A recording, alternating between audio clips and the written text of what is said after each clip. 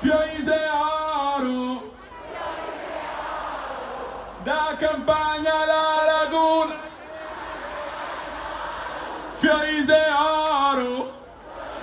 Ok.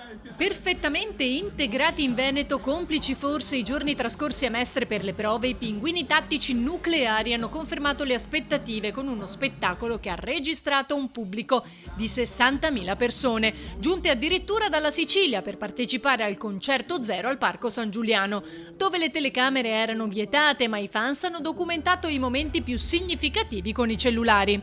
C'è chi è arrivato alle 6 di mattina, la maggior parte tra le 17 e le 20, riempiendo poi ogni angolo del parco. Abbiamo cominciato nelle bettole, ha detto Zanotti, che nei giorni scorsi aveva anche postato qualche video per rivelare alcune anticipazioni. Vedervi così tanti ora sembrate quasi un videogioco, un gioco di parole per introdurre Tetris, una delle prime canzoni che ha decretato il loro successo.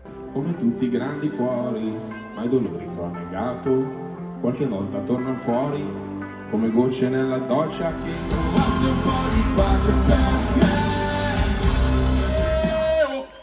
Uno spettacolo di oltre 2 ore davanti a un pubblico scatenato tra balli e momenti romantici, il tutto condito da fiamme, laser e palloncini colorati. Emozionante l'abbraccio col sindaco dietro le quinte.